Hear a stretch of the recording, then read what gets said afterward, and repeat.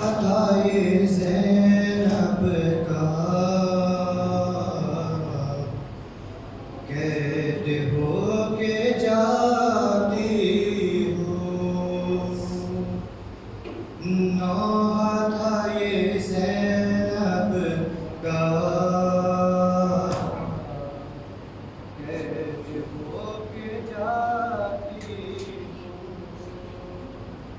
لٹ گئی میری دنیا، قید ہو کے جاتی ہوں، عطائے زینب کا قید ہو کے جاتی ہوں، چل بسا میرا بھائی، میں ہوں اور تنہائی، چل بسا میرا بھائی، میں ہوں اور تنہائی، کوئی بھی نہیں اپنا،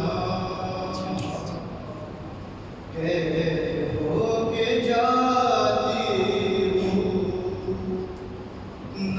عطائے زینب کا قید ہو کے جاتی ہوں، ابن ساقی کوثر دونوں ہاتھ کٹوا گئے،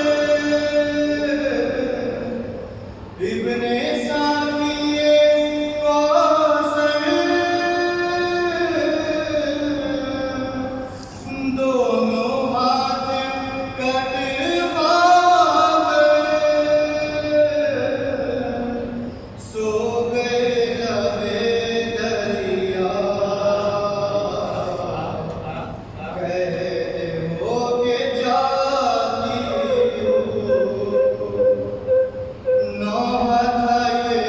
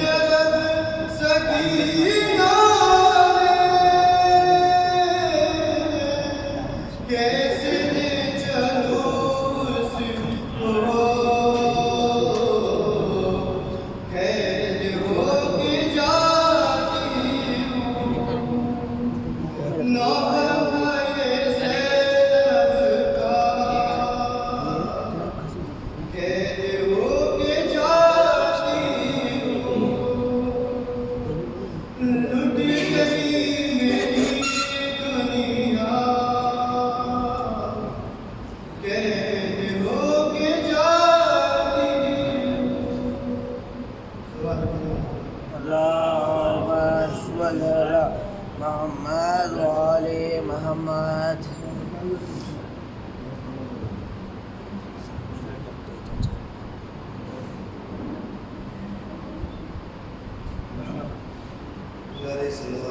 اللهم صل على محمد وآل محمد.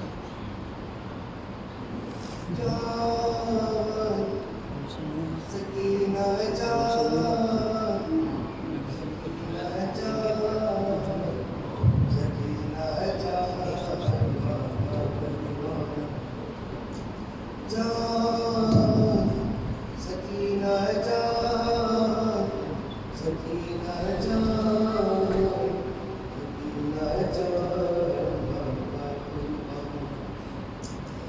تیری میری مصیبت ہے سکینہ ایک ہی جیسی تجھی گردن پہ میرے تھی تیری گردن پہ ہے رسی میرے سے پر چلا ہوں اور تم کاٹو پہ بھی میرے گھر سے لہو جاری تیرے کانوں سے ہو جاری تماچے تیرے چہرے پر لگائے جا رہے ہیں یہاں نیزے پہ ہم پتھر کھائے جا رہے ہیں جا سکینہ جا سکینہ جا سکینہ جا لائنے جگر چینی جو تجھ سے پالیا تیری ہوا کانوں سے کھو جاری صدا اموں کو تو نے دی تیری غربت میرے جیسی میری حالات تیرے جیسی انگوٹھی کے لیے کاٹی ستمگر نے میری انگلی یہاں نیزے میرے لاشے پہ بیٹوں کو یہاں بیٹی تجھے ناقوس گروایا گیا ہے میرے لاشے پہ وہاں گھوڑوں کو دوڑایا گیا ہے جا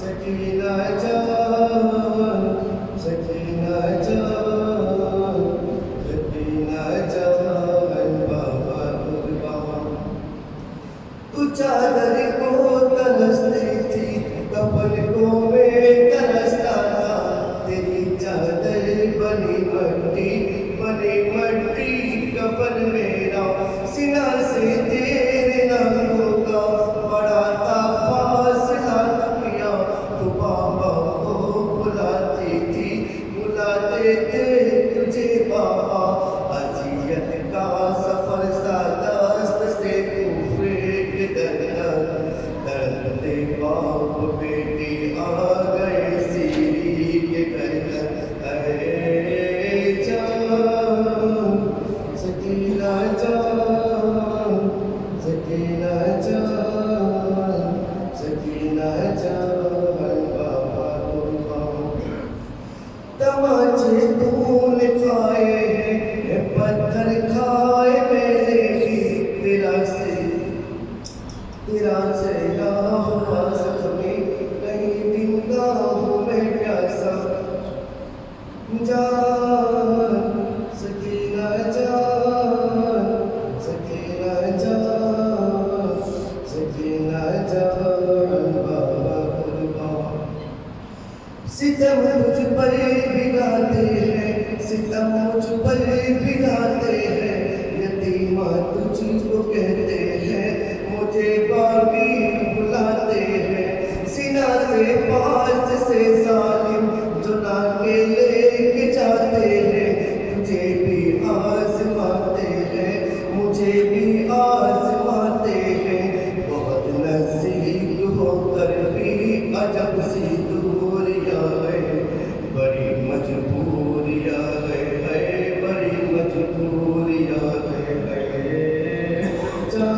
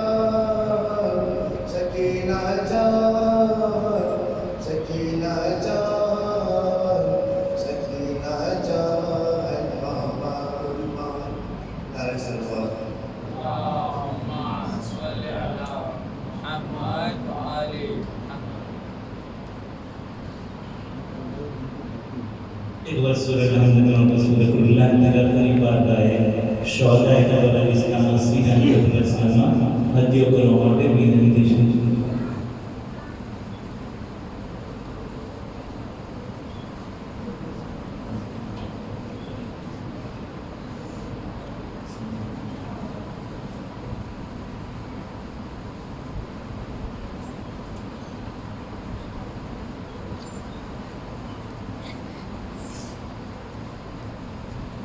شب جمعہ میں ترتیب نبی صلی اللہ علیہ وسلم ایک بار سورہ الحمد کا سورہ اللہ تلاوت کریں مرحوم کرم حسین بھائی عبدالعزیز نفسی مرحوم صابر حسین بھائی حسین بھائی گھوبری مرحوم میرا حسین بھائی صابر حسین بھائی گھوبری مرحوم گناہ وحدہ بھائی پیارا بھائی جعفری مرحوم ممتاز علی سلطان علی جسرا مرحوم احمد بھائی پنجوانی مرحوم دولت بانو بنت شیوا بھائی ارجانی مرحوم صدر حسین بھائی کرم حسین بھائی نرسی مرحوم جلا حسین بھائی رجب علی بھائی میدانی مرحوم شمیم بن جلا حسین بھائی میدانی مرحوم صادق علی حسین بھائی رزقیہ مرحوم محمد ریحان ابن نور حسین صوفائی والا مرحوم دولت بانو بنت مدن بھائی پیرانی مرحوم رجب علی بھائی حاجی غلام حسین گرجانی مرحوم استجاب الناس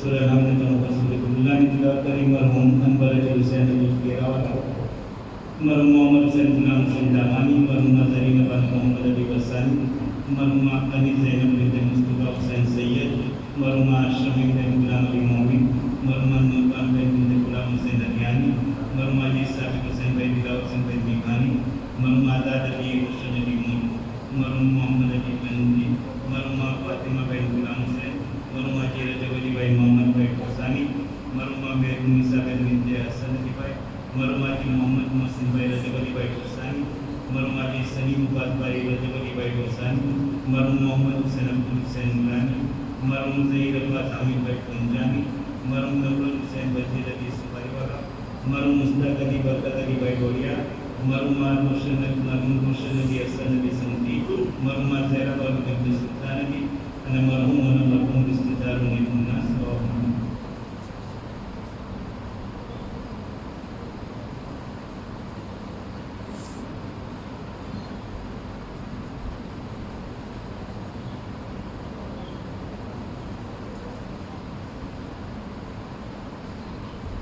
ایک بار سورہ الحمد کا سورہ اللہ تلاوت کریں مرحوم سید ابوالفضل معصوم علی راجانی مرحوم اکبر علی محمد علی مرچنٹ مرحوم خدیجہ بانو نظر علی بجانی مرحوم عبد علی مگن بھائی نرسری مرحوم نوربان بھائی قدرتی بھائی مرحوم نظر علی رنجو بھائی بجانی مرحوم سکینہ بھائی منجی بھائی بجانی مرحوم اکبر علی عبداللہ بھائی جانی مرحوم نرجس بانو غلام حسین انجانی مرحوم نوربان نظر علی بجانی مرحوم امیر بانو نظر علی بجانی مرحوم غلام حسین محمد حسین والا مرحوم روشن علی برکت علی بجانی مرحوم داؤد علی رجب علی منصاریہ مرحوم روشن بانو بنت محمد علی منصاریہ مرحوم اکبر علی محمد حسین بھائی بغرانی مرحوم نرگس بانو بنت رجب علی بھائی نایانی مرحوم نور زہرا عباس بھائی مرحوم بختور بن حسن علی بھائی مرحوم علی حسین بھائی علی حسین بھائی حسن علی بھائی والا مرحوم علی حسین بھائی حسن علی بھائی جعفری અને મારું નંબર રિશ્તેદારોને ગુના સવાબ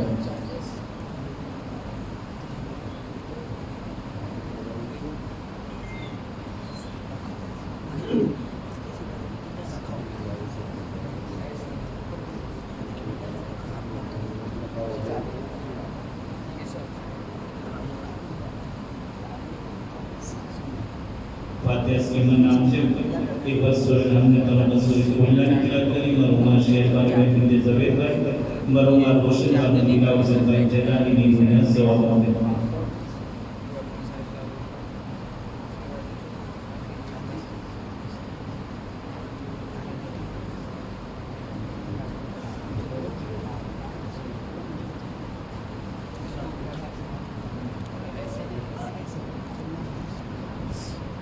ایک بار سورہ رحمت اور سورہ قبلہ نے تلاوت کری مرحوم فاطمہ بنت مرزا نے الناس ثواب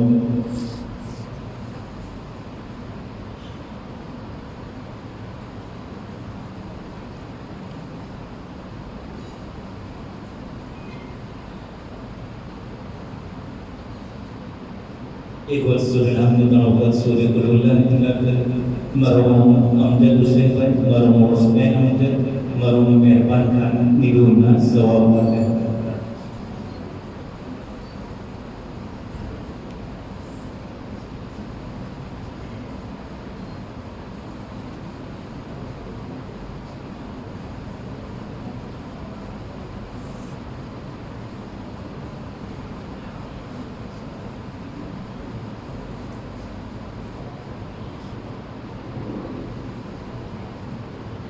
مجلس سے حضرت امام حسین اسلام اور محمد وال محمد آواز بلند صلوات اللہم محمد علی محمد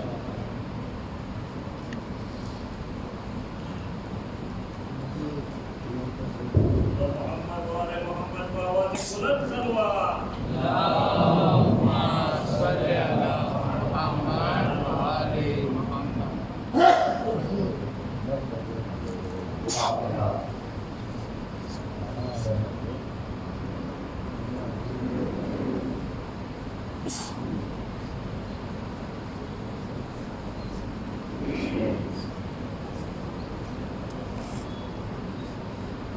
لا حول ولا قوة إلا بالله العلي العظيم. أعوذ بالله من الشيطان اللعين الرجيم. بسم الله الرحمن الرحيم. الحمد لله رب العالمين. الصلاة والسلام على أشرف الأنبياء والمرسلين خاتم النبيين سيدنا ومولانا أبي القاسم محمد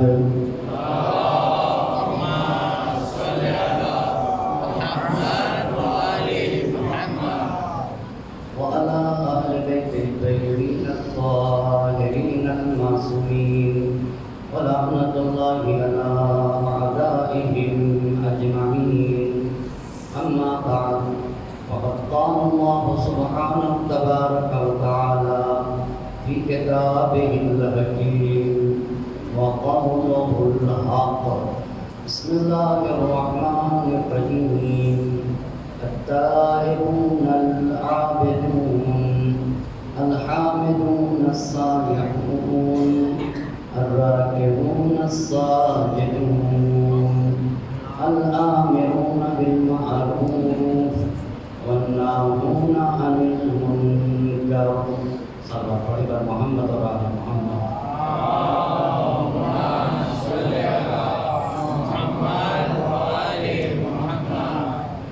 عشرہ مجالس کی آج چھٹی گفتگو ہے اور عنوان گفتگو ہے کربلا آغاز سے انجام تک.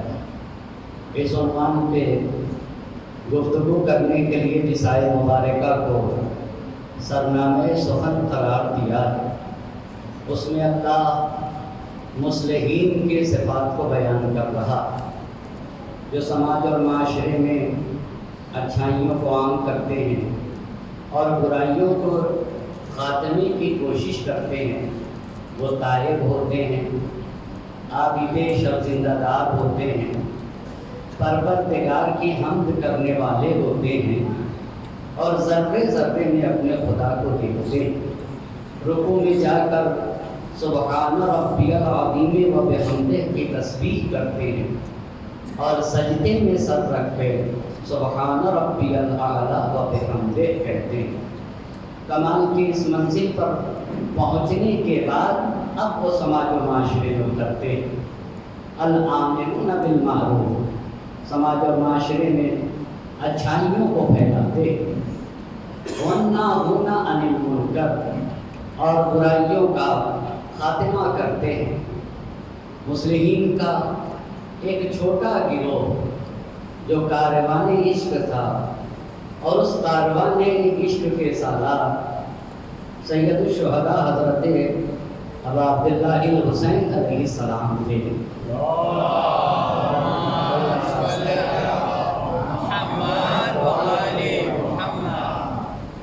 سماج اور معاشرے میں پھیلی ہوئی برائیوں کو ختم کرنے کے لیے اور اچھائیوں کو عام کرنے کے لیے آپ نے 28 رجب سن 60 ہجری کو مدینہ چھوڑ دیا اور 3 شعبان سن 60 ہجری میں مکہ مکرمہ میں پہنچ گئے۔ مکہ مکرمہ میں پہنچے تو آپ نے شیب ابی طالب میں قیام کیا۔ جب شیب ابی طالب میں قیام کیا تو لوگ آپ کے پاس آنے لگے۔ عبداللہ ابن زبیر بھی آپ کے پاس آنے لگا۔ مکے میں امام حسین نماز پڑھانے لگے تو مکے کے گورنر کو یہ بات کھل گئی۔ مکے کا گورنر عمرو بن سعید بن عاص ہے۔ اس نے یزید کو خط لکھ دیا کہ حسین کے پاس لوگ آتے جاتے۔ یزید نے عبداللہ ابن عباس کو خط لکھا اور خط میں یہ کہا کہ حسین کو تفرقہ پھیلانے سے الیاذ باللہ روک لیجیے۔ عبداللہ ابن عباس نے یزید کے خط کا جواب دیا کہ حسین کا قیام کسی ایسی چیز کی خاطر نہیں ہے جو تمہیں پسند نہ ہو۔ پھر یزید نے مکے اور مدینے میں موجود بنی ہاشم کے نام خط لکھا۔ وہ خط امام حسین تک پہنچا تو امام حسین علیہ السلام نے اس خط کے جواب میں قرآن کی آیت لکھی، جس آیت کا مطلب یہ ہوتا ہے کہ کفر اور ایمان کے درمیان کوئی رشتہ نہیں ہوتا۔ ہاں، مومن مومن کا رشتہ دار ہے، مومن مومن کا بھائی ہوتا ہے، مگر کفر اور ایمان کے درمیان کوئی رشتہ نہیں ہوتا۔ ان کذبوک یہ آیت لکھی تھی، فقل لی عملی ولکم عملکم۔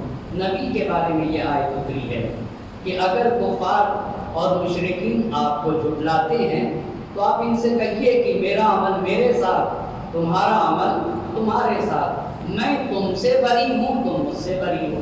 یہ آیت امام نے لکھی ہے۔ اب اس کے بعد ملاقات کا سلسلہ رہا۔ ملاقات کے سلسلے میں 2 ملاقاتیں آپ کی خدمت میں عرض کر چکا۔ پہلی ملاقات کس کی؟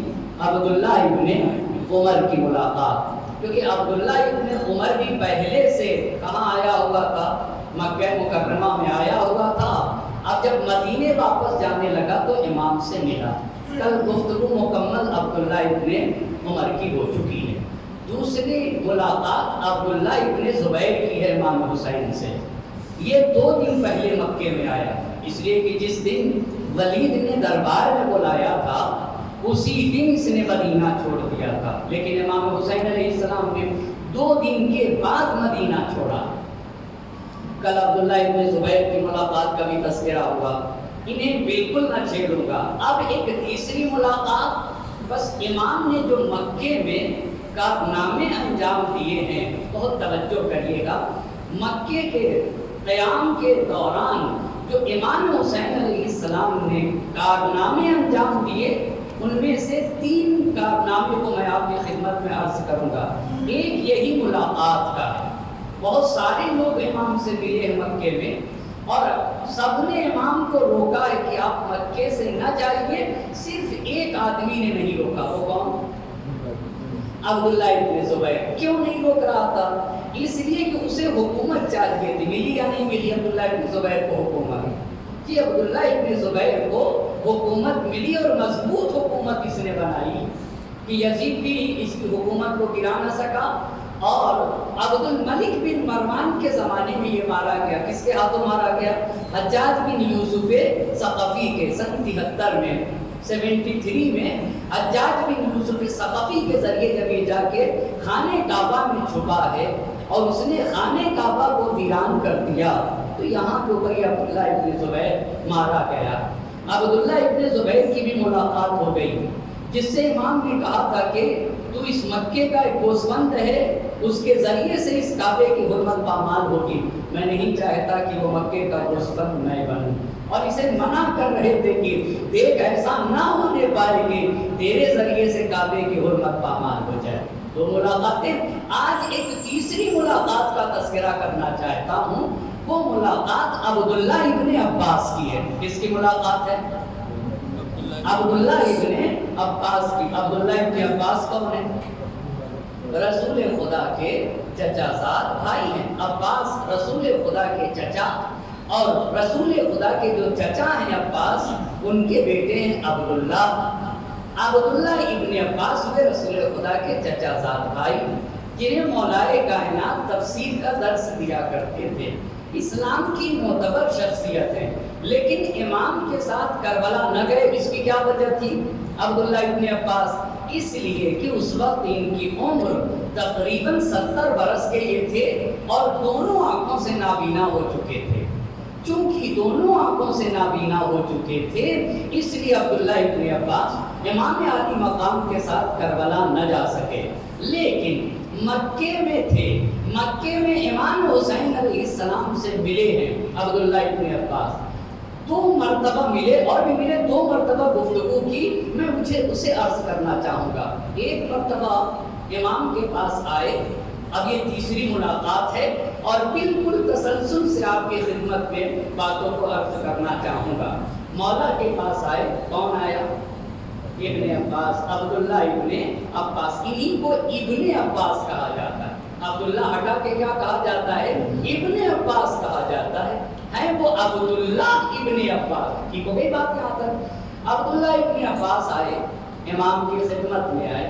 امام سے کہا کہ مکے میں، اور توجہ کریے گا، مکے میں خبر پھیلی ہے کہ آپ مکہ چھوڑ کے عراق جا رہے ہیں. کیا یہ بات سچ ہے؟ آپ کیا کرنا چاہتے ہیں؟ بہت توجہ کریے گا. آپ کیا کرنا چاہتے ہیں؟ تو امام نے عبداللہ ابن عباس سے کہا کہ تو ایک دن کے اندر میں مکہ چھوڑ کے چلا جاؤں گا عراق. یہ امام حسین علیہ السلام نے جناب عبداللہ ابن عباس سے کہا. تو عبداللہ ابن عباس نے امام سے یہ باتیں کہی ہیں، وہ آپ کی خدمت میں عرض کرنا چاہتا ہوں. عبداللہ ابن عباس نے امام سے کہا یہ بتائیے کیا عراق والوں نے اپنے حاکم کو قتل کر دیا ہے اس وقت؟ اب یہ بتائیے بصرے کا حاکم کون ہے؟ کون ہے بصرے کا حاکم؟ عبید اللہ ابن زیاد ہے، اسے نہ بھولیے گا. عبید اللہ ابن زیاد ہے. کوفے کا حاکم کون ہے؟ نعمان بن بشیر ہے. اور مکے اور مدینے کا حاکم کون ہے؟ عمرو بن سعید بن عاص ہے. پھر سے میں کہوں گا ایک مرتبہ، بصرے کا حاکم کون؟ عبید اللہ ابن زیاد. کوفے کا حاکم کون؟ نعمان بن بشیر. اور مکے اور مدینے کا حاکم کون؟ عمرو بن سعید بن عاص ہے. ٹھیک ہو گئی یہاں تک بات؟ اب عبداللہ ابن عباس نے امام حسین علیہ السلام سے یہ کہا کہ کیا عراق والوں نے اپنے امیر کو قتل کر دیا ہے؟ پہلی بات. کیا عراق والوں نے اپنے امیر کو اپنی زمینوں سے باہر کر دیا ہے؟ دوسری بات. تیسری بات، کیا عراق والوں نے اپنی زمین اپنے قبضے میں لے رکھی ہے؟ اگر انہوں نے اپنے امیر کو قتل کر دیا، یہی عبید اللہ ابن زیاد اور نعمان بن بشیر، اگر ان کو قتل کر دیا، ان کو اپنی زمین سے باہر کر دیا ہو، یا ان کو قتل کیا ہو، اپنی زمین سے باہر کیا اور اپنی زمین کو اپنے قبضے میں اگر کر لیا ہو تو ٹھیک ہے، آپ چلے جائیے. لیکن اگر ابھی بھی ان کے حاکم ان کے سروں پہ مسلط ہیں، ابھی بھی وہ وہاں کے اوپر ہیں اور ان کے کارندے ٹیکس اصول رہے ہیں عراق میں، تو مجھے ڈر ہے کہ آپ کو کہیں قتل نہ کر دیا جائے. بہتر یہ ہے کہ آپ مکے میں نہ جائیے. آپ معاف کریے گا، بہتر یہ ہے کہ آپ مکے سے نہ جائیے. کہاں نہ جائیے؟ کوفے کی طرف آپ مکے سے نہ جائیے. تو امام نے صرف ایک جملہ کہا. آپ میرے خیر خواہ ہیں، میں اس سلسلے میں اللہ سے خیر کا طالب ہوں، میں سوچ رہا ہوں، دیکھتا ہوں کیا ہوتا ہے. یہ جواب دیا. یہ پہلی ملاقات میں عبداللہ ابن عباس سے جواب دیا کہ میں اس سلسلے میں خیر کا طالب ہوں خدا سے، میں خود ہی فکر کر رہا ہوں، دیکھتا ہوں کیا ہوتا ہے اب بہت توجہ کریے گا. یہ پہلی ملاقات کر کے عبداللہ ابن عباس واپس گئے. دوسرے دن پھر آ گئے امام حسین علیہ السلام کے پاس اور آگے کہتے ہیں کہ اتصبر ولکن لا اصبر، میں صبر کرنا چاہتا ہوں لیکن مجھے صبر نہیں ہوتا.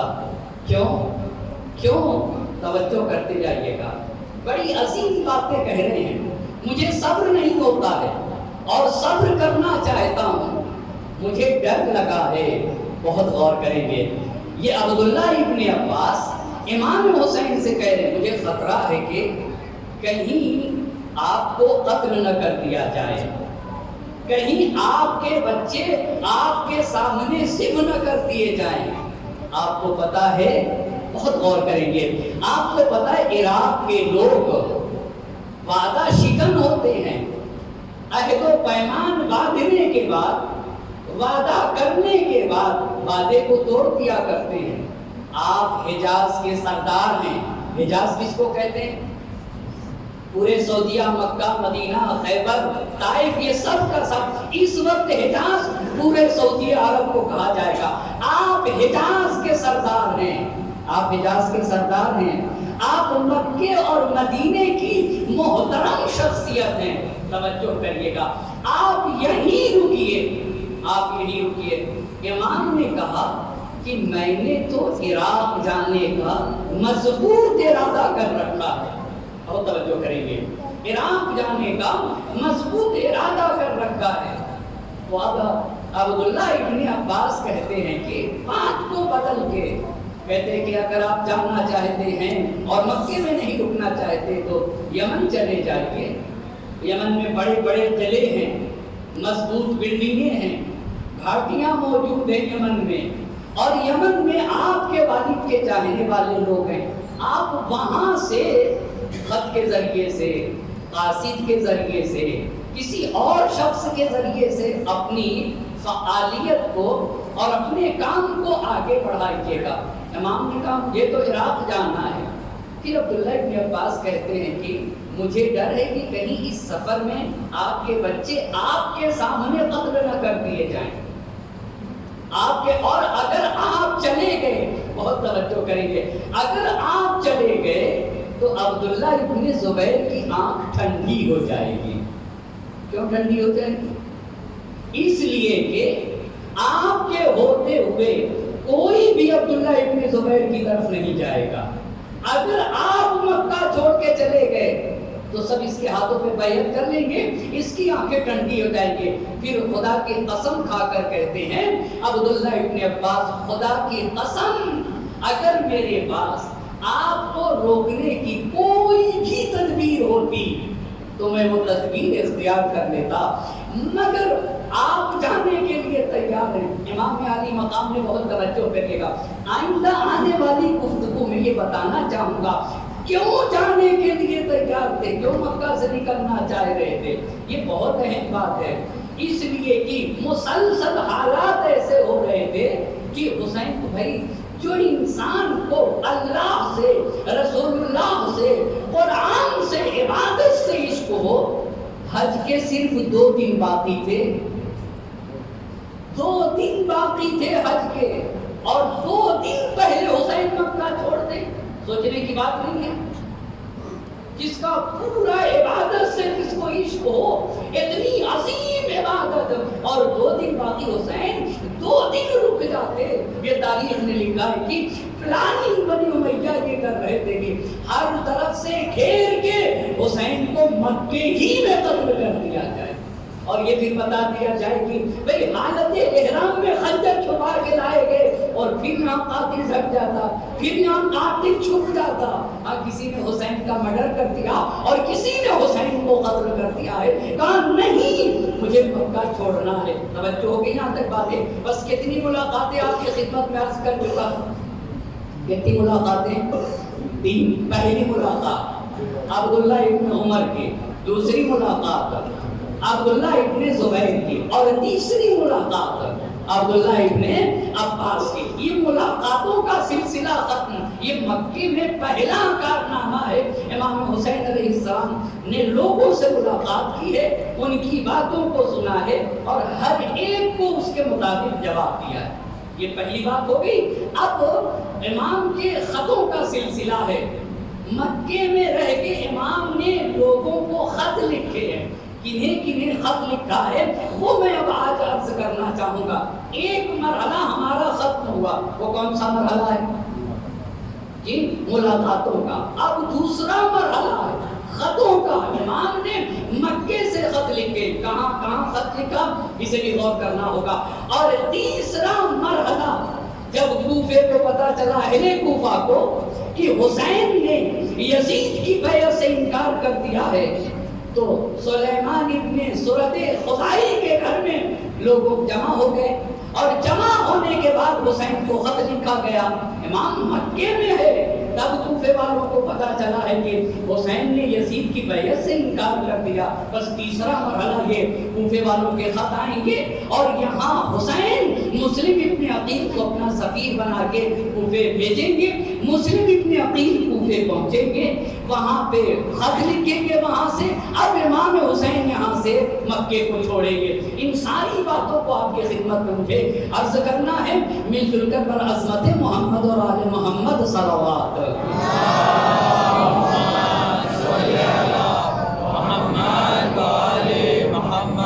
بس ملاقاتوں کے بعد اب خطوط کا سلسلہ ہے۔ کہاں خط لکھا گیا؟ بصرہ کے قبیلوں کے سردار کو۔ بصرہ کون سی جگہ ہے؟ جہاں جنگ جمل ہوئی ہے۔ بصرہ کے لوگ حضرت عائشہ کے ماننے والے تھے۔ کن کے ماننے والے تھے؟ اسی وجہ سے بصرہ کے لوگوں نے جنگ جمل میں بصرہ والوں نے کس کا ساتھ دیا ہے؟ کس کا ساتھ دیا ہے؟ حضرت عائشہ کا ساتھ دیا ہے، ان کے ساتھ کھڑے تھے۔ اور کوفے والوں نے مولا کائنات کا ساتھ دیا ہے۔ جنگ جمل میں کوفے کے لوگ مولا کے ساتھ تھے اور بصرے والے کس کے ساتھ تھے؟ حضرت عائشہ کے ساتھ تھے۔ اب بہت غور سے میرا مجمع توجہ کرے گا۔ بصرے کے وہاں قبیلے کی زندگی تھی، قبیلے کی ہر قبیلے کا سردار ہوا کرتا تھا۔ قبیلے کے سرداروں کو خط لکھا ہے۔ کیوں بھائی صاحب؟ یہ جو بصرے میں لوگ تھے کیا شیعان علی تھے جن کو خط لکھا؟ آپ بتائیے، کیا مولا کے شیعہ تھے جنہیں خط لکھا ہے بصرے میں؟ کوئی شیعہ علی نہ تھا۔ پھر کیوں حسین نے خط لکھا؟ عظمت کربلا یہاں سے سمجھ میں آئے گی۔ کیا شیعہ تھے؟ ابھی میں بتاؤں گا کیسے کیسے لوگ تھے، کیوں پھر خط لکھ رہے ہیں۔ بہت غور سے میرا مجمع سنے گا۔ یہ جو زمین سے اس بات کو کہ ہم کیوں اچھا رک جائیے، کس کو خط لکھا ہے پہلے وہ بتاؤں، پھر یہ بتاؤں گا کیوں لکھا، اور پھر بتاؤں گا کہ خط میں کیا لکھا تھا۔ قبیلے کے سرداروں کو، ایک شخص ہے جو قبیلے کا سردار ہے، مالک بن مسمع بکری۔ اب آپ سے بھی میں پوچھوں گا اور لہذا اپنے ذہنوں پہ زور دے کے ان ناموں کو کم سے کم تھوڑی دیر کے لیے تو اپنے ذہن میں محفوظ رکھیے۔ پہلا یہ قبیلے کا سردار ہے، کیا ہے؟ مالک بن مسمع بکری۔ یہ کون ہے؟ اس نے جنگ جمل میں مروان کو اپنے گھر میں پناہ دی تھی اور بنی امیہ کا طرفدار ہے۔ اس کو خط لکھا اور یہ قبیلے کا سردار ہے۔ پہلا سردار کون ہوا ذرا مجھے بتائیے آپ؟ مالک ہی یاد کر لیجئے بس۔ مالک بن مسمع بکری، اس نے کیا کیا ہے جنگ جمل میں؟ بولے مروان کو اپنے گھر میں پناہ دیا ہے اور حسین اس کو خط لکھ رہے ہیں۔ حسین اس کو خط لکھ رہے ہیں، بنی امیہ کا طرفدار ہے۔ ہمارا سوچنے کی بات ہے، حسین آپ کا دشمن ہے اور آپ اسے خط لکھ رہے ہیں۔ جی ہاں، حسین کی عظمت کو یہاں سے سمجھنا ہوگا۔ یہ پہلا انسان۔ دوسرا احنف بن قیس۔ دوسرا کون ہے؟ احنف بن، بس پہلا میم سے اور دوسرا الف سے۔ میم سے مالک اور الف سے احنف بن قیس۔ یہ کون تھا؟ جنگ جمل میں کھڑا ہو کے لوگوں کو علی کے خلاف بھڑکا رہا تھا۔ اس کے خلاف بھڑکا رہا تھا؟ علی مرتضیٰ کے خلاف بھڑکا رہا تھا۔ یہ ہوا احنف بن قیس۔ تیسرا کون ہے؟ منذر بن جارود. تیسرا کون ہے؟ منذر بن جارود. ایک اور صلوات پڑھتے وقت محمد اور آل محمد.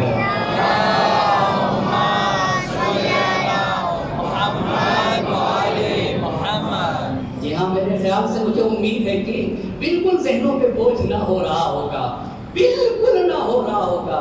ستاروں سے آگے جہاں اور بھی ہیں، رکنے نہ پائیں تمہارے قدم، رکنے نہ پائیں تمہارے قدم. ستاروں سے آگے جہاں اور بھی ہیں. ابھی تو ہمیں بہت ساری منزلوں کو طے کرنا ہے. ابھی تو آغاز کربلا آپ کی خدمت میں پڑھ رہا ہوں عزیزان محترم. ابھی تو ہمیں بلندیوں تک پہنچنا ہے.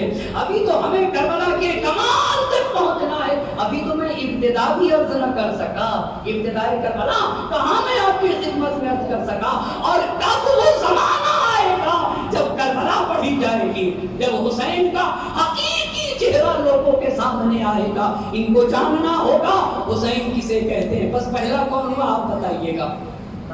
مالک بن مسنع بکری. اچھا ہاں، بہت اچھی بات ہے. دوسرا کون ہو گیا؟ احنف بن قیس. تیسرا کون ہوا؟ منذر بن جارود. یہ کون تھا؟ یہ عبید اللہ ابن زیاد کا سسر ہے. سسر کسے کہتے ہیں؟ سسر کسے کہتے ہیں؟ اس کی بیٹی اس کی بیوی تھی. کس کی بیوی تھی؟ عبید اللہ ابن زیاد کی جو بیوی ہے وہ کس کی بیٹی ہے؟ منذر بن جارود کی بیٹی ہے. اچھا تو سسر تو سمجھ میں آیا یا نہیں آیا؟ سسر کسے کہتے ہیں آپ مجھے بتائیے.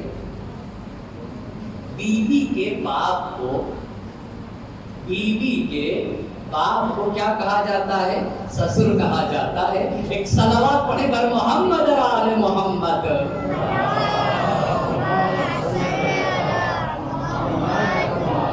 اب مجھے نہیں معلوم گجراتی میں کیا کہتے، وگرنہ میں کہہ دیتا. میں نے تو اسی لیے ترجمہ کر دیا. آہستہ آہستہ باتیں عرض کروں گا. بس سسر تھا نا. مولا کائنات نے اپنی حکومت کے زمانے میں اسے کسی جگہ کا گورنر بنایا تو اس نے خیانت کی ہے مولا کے ساتھ، لہذا اس کو ہٹایا گیا. یہ منذر بن جارود کی حقیقت ہے. ایک ہے مسعود بن عمرو. چوتھا کیا ہے؟ بولے مسعود بن عمرو. یہ مسعود بن عمرو کیا ہے؟ یہ بھی سپاہ عائشہ میں تھا، جناب عائشہ کے لشکر میں تھا.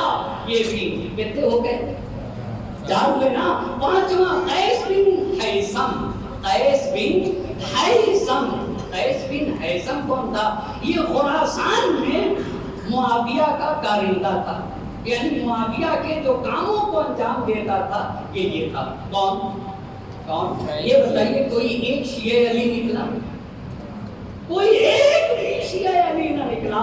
عظمتوں کو پہچاننا ہوگا اور حسین کو پہچاننا ہوگا. چھٹا عمرو بن عبید اللہ ابن محمد. کون؟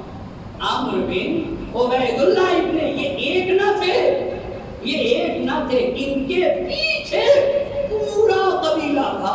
بڑے بڑے قبیلوں کے سردار تھے. ان سب کو خط لکھا اور آپ کو پتا ہے، اور یہ سب کے سب کربلا میں حسین کے خلاف کھڑے ہوئے. ان سب کو خط لکھا ہے. کیوں لکھا ہے یہ مجھے اہم بات کرنا ہے آپ سے. کیوں لکھا ہے؟ حسین کو پہچاننا ہوگا. میں دشمن علی تھے، جنگ جمل میں آئے تھے علی کو مٹانے کے لیے، اور حسین آپ کے لیے خط لکھ رہے ہیں. حسین خط لکھ کر پہچانے تو حسین کی عظمت کو انسان. اور کربلا کو کیا کربلا صرف شیعوں کے لیے تھی؟ آپ سے پوچھنا چاہتا ہوں، آپ یہ بتائیے کیا حسین کا انقلاب صرف شیعوں کو بچانے کے لیے تھا یا نہیں؟ انسانیت کو بچانے کے لیے تھا، بشریت کو بچانے کے لیے تھا. جس طرح سے قرآن ہر ایک کے لیے ہے نا، ایسے ہی حسین کا یادگار انقلاب ہر فرد کے لیے تھا. حسین اٹھے اس لیے تھے کہ زمین پہ کوئی ایک فرد بھی گمراہ نہ رہنے پائے. بہت غور کرے گا میرا مجمع. ایک فرد بھی زمین پہ ایسا نہ رہے کہ جو گمراہی کی زندگی گزار رہا ہو. اب آئیے حسین کا تعلق کس گھرانے سے؟ آپ بتائیے کس گھرانے سے ہے؟ حسین بنی ہاشم کے چشم و چراغ کو کہا جاتا ہے نا. زمین سے جو چشمہ ابلتا ہے، چشمہ کیا ہوتا ہے بھئی؟ ایک چشمہ تو آنکھ پہ لگاتے ہیں، یہ والا نہیں. کبھی کبھی زمین سے پانی ابلتا ہے، اس کو کیا کہتے ہیں؟ اس کو بھی تو چشمہ کہتے ہیں۔ وہ چشمہ دو طرح کا ہوتا ہے، کتنی طرح کا؟ جو زمین سے پانی ابلتا ہے وہ دو طرح کا ہوتا ہے۔ اسے سنیں گے انشاءاللہ میں اپنی باتوں کو پہنچا سکوں گا۔ دو طرح کا ہوتا ہے، ایک چشمہ میٹھا ہوتا ہے، میٹھے پانی کا چشمہ، یعنی جب زمین سے پانی ابلتا ہے تو کیسا پانی ابلتا ہے؟ میٹھا۔ جب چشمہ میٹھا ہوتا ہے اور زمین سے میٹھا پانی نکلتا ہے تو یہ بتائیے اس چشمے کی کیا خاصیت ہے؟ چاروں طرف ہری بھری گھاسیں اگ جاتی ہیں۔ کیوں؟ اس لیے کہ چشمہ میٹھا ہے، پانی میٹھا ہے، گھاسیں اگ جاتی ہیں۔ اچھا، صرف اس گھاس ہی نہیں اگتی ہے، گھاس ہی نہیں اگتی، جب یہ چشمہ نکلتا ہے تو آگے بڑھنے لگتا ہے، بڑھتا ہے یا نہیں؟ پانی رواں ہو جاتا ہے۔ اچھا، ابلا پانی میٹھا پانی ہے اور ہری بھری گھاسیں بھی اگ گئی اطراف میں، آگے بڑھ گیا۔ جب آگے بڑھنے لگتا ہے پانی تو پتھر پڑتے ہیں راستے میں، پڑتے ہیں یا نہیں پڑتے؟ راستے میں پہاڑ پڑتے ہیں، راستے میں پتھر پڑتے ہیں، تو یہ پانی پتھر سے ٹکراتا ہے، پتھر سے ٹکراتا ہے، پتھر سے لڑتا ہے۔ بہت توجہ کریے گا، کیا کہتا ہے لڑکے؟ آپ بتائیے کیوں ٹکراتا ہے؟ یہ کہتا ہے کہ دیکھو پہاڑ کے اس طرف بھی میٹھے پانی کی میں خاصیت بتا رہا ہوں، جو میٹھا چشمہ ہوتا ہے۔ بہت غور کریے گا، تاریخ میں دو خاندان ہیں علم کی دنیا میں، ایک خاندان بنی ہاشم اور ایک خاندان بنی امیہ۔ ان کو تشبیہ دیا گیا ہے زمین سے ابلنے والے دو چشمے سے۔ یعنی کیا مطلب؟ بنی ہاشم کی مثال میٹھے چشمے کی ہے، بنی امیہ کی مثال کس چشمے کی ہے؟ کھارا۔ وہ چشمہ جو زمین سے ابلے اور اس کا پانی کیسا ہو؟ کھارا۔ کھارا پانی کس کو کہتے ہیں؟ نمک والا، نمک والا۔ اچھا، میٹھا چشمہ جب ابلتا ہے زمین سے تو چاروں طرف ہری بھری گھاسیں اور پھر یہ چشمہ رواں ہو جاتا ہے، راستے میں پتھر پڑتے، ٹکراتا ہے، خوب اس سے لڑتا ہے۔ کیا کہتا ہے لڑکے؟ کہتا ہے دیکھو تمہارے اس طرف بھی کچھ پیاسے ہیں، مجھے ان کی پیاس کو بجھانا ہے۔ بہت غور کریں گے، مجھے ان کی پیاس کو بجھانا ہے، لہذا پتھر میں بھی راستہ بنا لیا کرتا ہے۔ یہ بنی ہاشم کی مثال ایسے ہی ہے جو کہتے اپنے وجود سے کہ کائنات میں جتنے بھی توحید و عرفان الہی اور علوم قرآن کے پیاسے ہیں نا، ہمیں ہر ایک کی پیاس کو بجھانا ہے، لہذا ہر ایک تک ہم اپنا پیغام پہنچائیں گے۔ اس چشمے کی مثال بنی ہاشم اسی چشمے کی طرح ہے، ہر ایک تک توحید کا پیغام پہنچائیں گے، اللہ کا پیغام پہنچائیں گے۔ یہ تو ہو گئے بنی ہاشم کی مثال، میٹھے چشمے جیسی ہے۔ اور کھارا چشمہ کیا ہوتا ہے بتائیے؟ ایک ہری بھری جگہ ہو اور وہاں کھارا چشمہ نکل آئے پانی، تو یہ بتائیے ہری بھری گھاس کا کیا ہوگا؟ باقی رہے گی یا سوکھ جائے گی؟ سب نیست و نابود ہو جائیں گے، اور چاروں طرف نمک گر جاتا ہے نا، نمک، اور یہ چشمہ آگے بھی نہیں بڑھ سکتا۔ بنی امیہ کی مثال کھارے چشمے جیسی ہے، شام میں رہے اور شامی ہی میں دفن ہو گئے۔ ہاں، یہ بنی امیہ شام میں انہوں نے حکومت کیا اور شام ہی میں دفن ہو گئے، مگر حسین کا پیغام میٹھے چشمے کی طرح ہے جو دنیا بھر تک پہنچا ہے۔ ایک صلوات پڑھے بر محمد اور آل محمد۔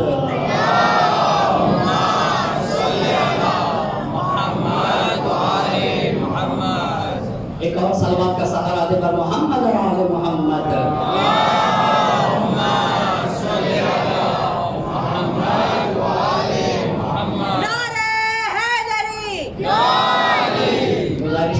تھوڑا سا آگے آ جائیں تاکہ بعد میں آنے والوں کو تکلیف نہ ہو۔ پر عظمت محمد و آل محمد صلوات۔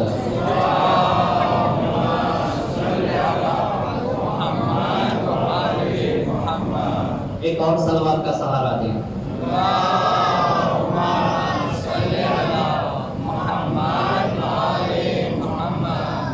بس بصرے کے 6 قبیلوں قبیلوں کے سردار کو خط لکھا. کیوں خط لکھا؟ پہلی بات اس لیے لکھا کہ زمین پہ کوئی بھی گمراہ نہ رہے. حسین یہ چاہتے تھے. یہ پہلی بات. دوسری بات جب قبیلے کا سردار اگر سدھر گیا تو پورا قبیلہ سدھر جائے گا یا نہیں؟ یہی تو امام کہہ رہے تھے وہ علی اسلام السلام اس قد بنیتی امتوں پہ رائن مثل یزید. ایسے اسلام کا فاتحہ پڑھ دینا چاہیے جس کا حاکم یزید جیسا بد کردار انسان بن جائے. کیوں؟ اس لیے کہ اگر حاکم برا ہے نا تو قوم بھی اسی جیسی ہوتی ہے. جیسا حاکم ہوگا وہ اپنے ماننے والوں کو اپنے ہی جیسا بنا لے گا. تو حسین نہیں چاہتے تھے یہ ہے کربلا کہ کوئی بھی زمین پہ گمراہ رہے. یہ پہلی بات. دوسری بات امام علی مقام یہ چاہتے تھے کہ اگر قبیلے کے رئیس اور سردار مسلمان ہو گیا اور نصرت حسین کو آ گیا تو پورا قبیلہ آ جائے گا. یہ دو بات. تیسری بات حجت تمام کرنا چاہتے تھے. یعنی کسی ایک کے یہاں بھی کسی طرح کا کوئی بہانہ نہ رہے. یہ بالکل ہر ایک کے اوپر حجت تمام کرنا چاہ رہے تھے. اسی لیے اب ان 6 قبیلوں کے نام امام نے خط لکھا ہے. وہ خط بتانا چاہوں گا لیکن خط پڑھنے سے پہلے آپ کو پوچھنا چاہوں گا کہ اگر کسی کو کربلا سمجھنا ہو تو وہ کون سی کتاب پڑھے؟ بتائیے آپ. کربلا کہاں سے سمجھ میں آئے گی یہ میں آپ سے پوچھنا چاہتا ہوں.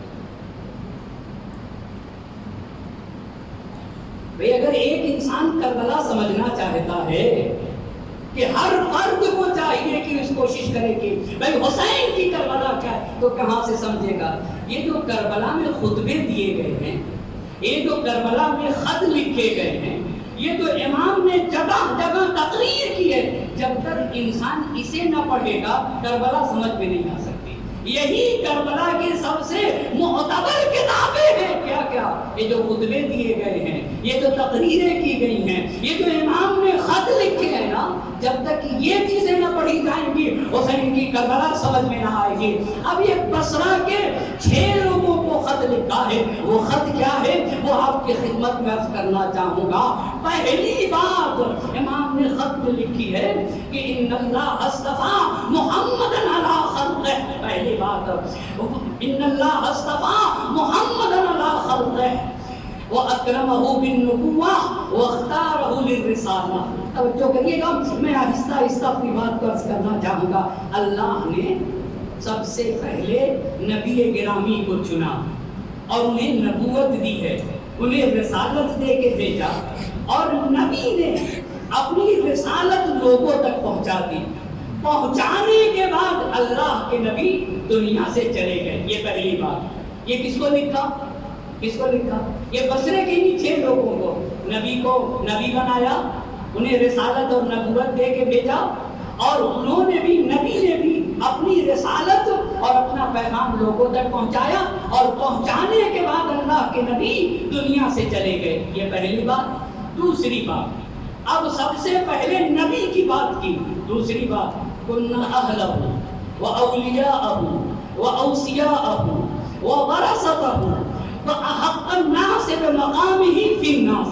اب اہل بیت کو بتا رہے ہیں کہ مقام اہل بیت کیا. یہ تو نبی کا مقام تھا. ہم کیا تھے؟ ہم ان کے خاندان والے تھے, ہم ان کے جانشین تھے, ہم ان کے وصی تھے, ہم ان کے ورثہ تھے, اور ہم ہی سب سے زیادہ ہم ہی کو حقدار تھا کہ نبی کی جگہ نبی کے جانشینی کا حق ہمیں تھا. یہ کس کو لکھا ہے؟ یہ کس کو لکھا ہے؟ بصرے والوں کو. 2 باتیں ہوئی. آپ بتائیے پہلی بات کیا لکھی؟ بڑی عظیم عزاداری یہاں کے جوان کرتے ہیں. یقیناً بات کو روک کے کہنا چاہوں گا, یہ سینہ اگر اللہ نے دیا ہے نا, سینہ, تو یہ سید الشہداء کے کام آنا چاہیے. علم و فکر و شعور دیا ہے تو بارگاہ سید الشہداء میں صرف ہونا چاہیے. مال و دولت سے نوازا ہے تو راہ اہل بیت میں خرچ ہونا چاہیے. جو کچھ ہے ہمارے پاس سب کا سب خرچ کرنے کا راستہ حسین اور آل محمد کا راستہ ہے. اور بس عزیزان محترم, اب آئیے بس پہلی بار نبی کو نبوت دیا, انہوں نے پیغام رسالت سب تک پہنچایا. ہم ان کے خاندان والے، ان کے گھر والے، ان کے جانشین ہیں، ان کے ورثاء ہیں، اور نبی کی جانشینی کا حق ہم کو پہنچتا ہے. 2 باتیں ہو گئی. تیسری بات یہ بتائیے خلافت کو کب غصب کیا گیا؟ ذرا مجھے سن بتائیے. سن 11 ہجری میں. اور یہ خطبہ کب دیا، خط کب لکھا جا رہا ہے؟ سن 60 ہجری. کتنے سال پہ جی؟ ہاں 50 سال. 10 سال مائنس کیا جائے گا. 50 سال کے بعد بہت توجہ کرے گا. امام نے کہا فاستأثر علینا قومنا بذلک. نبی کی جانشینی ہمارا حق تھا. بصرے والوں سے کہہ رہے ہیں ہمارا حق تھا، مگر ہمارے حق کو کچھ لوگوں نے غصب کر لیا. یہ کون سی بات کہنا چاہ رہے ہیں؟ یعنی خلافت کے غصب ہونے کی بات. حق ہمارا تھا، غصب کیا. 3 باتیں کہی. چوتھی بات، لیکن ہم نے کیا کیا؟ ہم اہل بیت نے کیا کیا؟ اللہ عظمتوں کو پہچانے. یہاں سے حسین سمجھ جائیں گے. خلافت ہمارا حق تھا. جی ہاں، حسین کا حق تھا. حسین کا حق تھا. چھینا گیا یا نہیں؟ چھینا گیا. حسین بصرے والوں سے کہہ رہے ہمارا حق تھا، چھینا گیا. پھر کہتے ہیں فرضینا وکرہنا الفرقہ واحببنا لکم العافیہ. آپ جا کے معتبر کتابوں میں مقتل کی دیکھیں، یہ میرے آقا کے الفاظ ہیں. ہم حقدار تھے خلافت کے، حقدار ہوتے ہوئے بھی زبردستی ہم سے حق خلافت کو چھینا گیا، لیکن ہم خاموش رہے. کیوں آقا؟ کرہنا الفرقہ، ہم نے نہیں چاہا کہ تفرقہ ہو. اللہ، ہم نے نہیں چاہا تفرقہ ہو.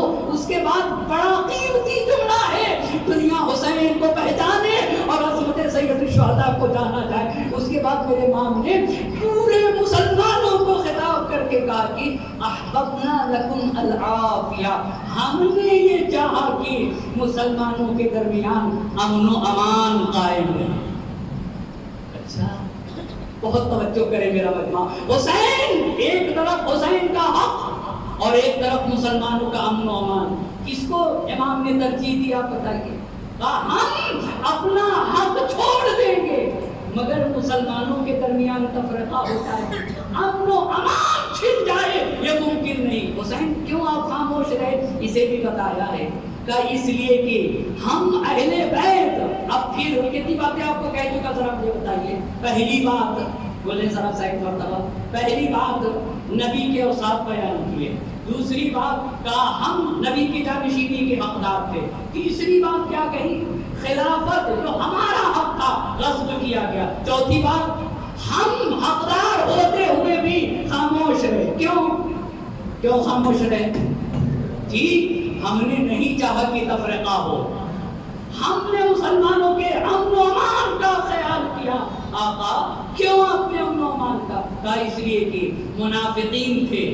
کب؟ سن 11 ہجری. بھئی سن 11 ہجری میں کوئی بتا سکتا ہے اسلام کی عمر کتنی تھی؟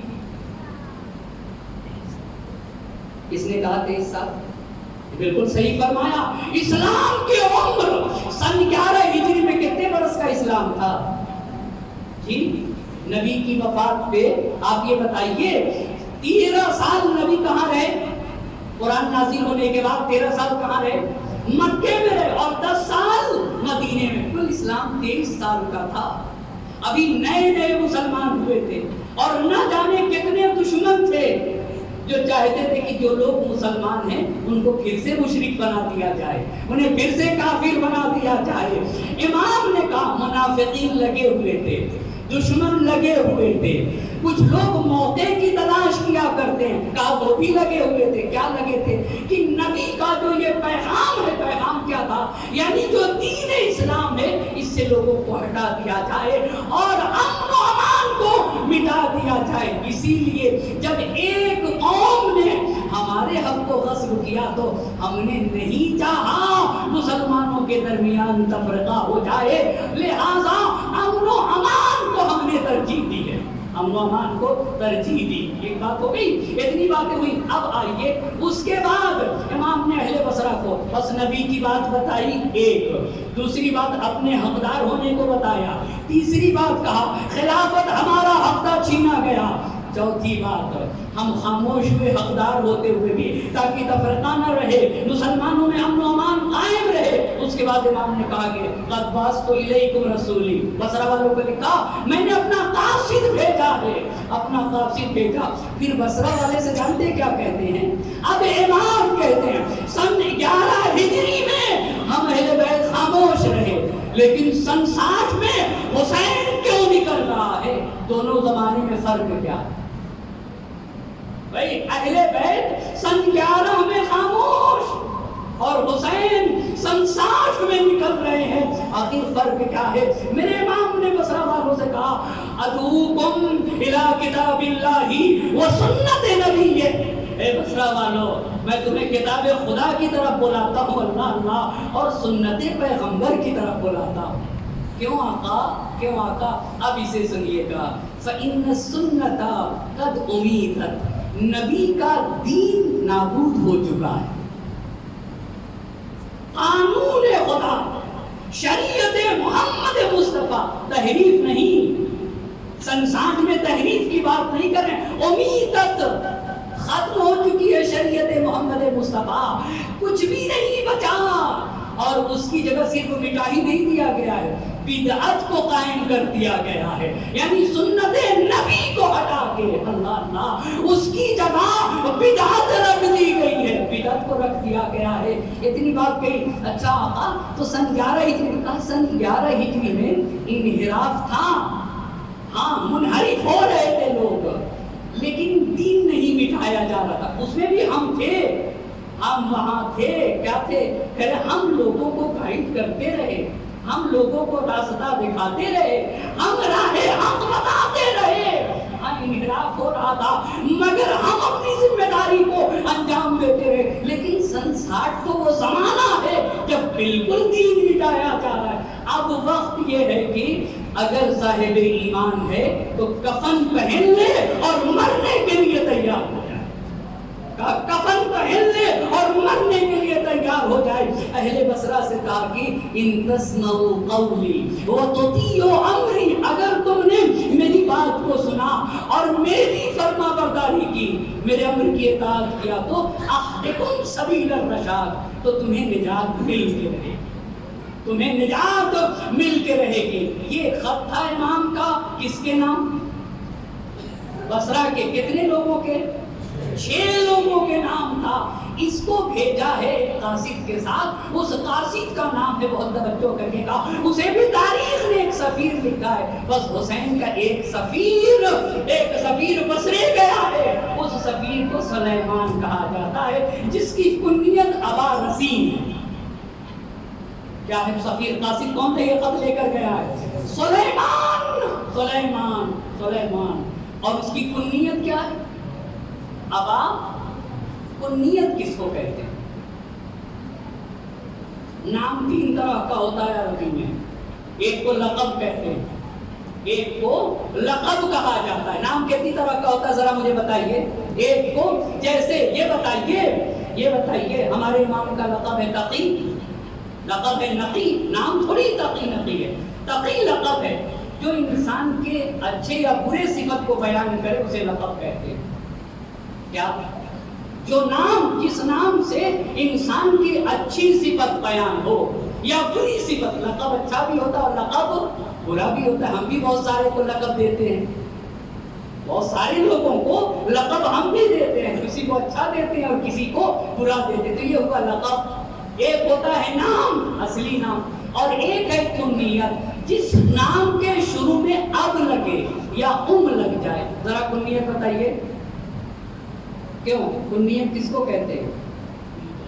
जिस नाम के शुरू में अब लगे या लगे, जैसे अबुल कासिम, जैसे अबुल फजल, जैसे अबुल हसन, जैसे अबू अब्दुल्ला, दूसरी उम्मे फरवा, उम्मे कुलसुम, उम्मे हबीबा।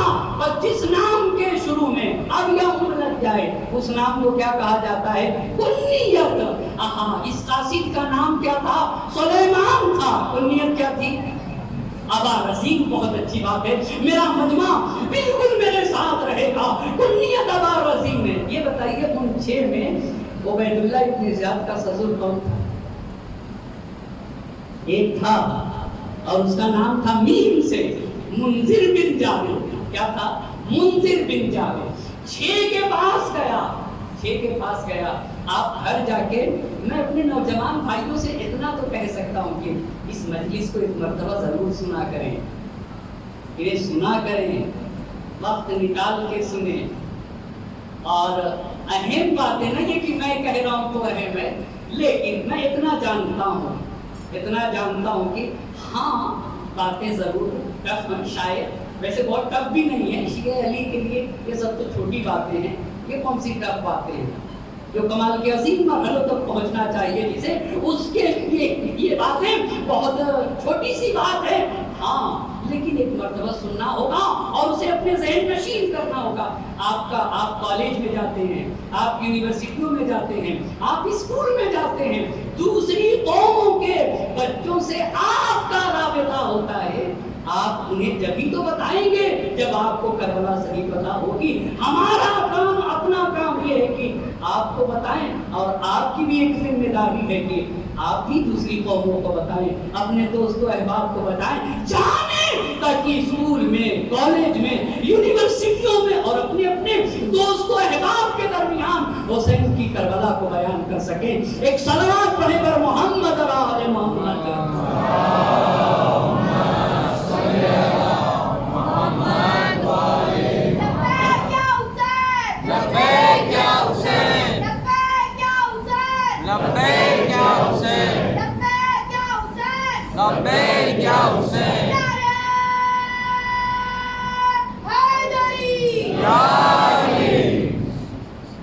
ان 6 میں سے سسر کون تھا؟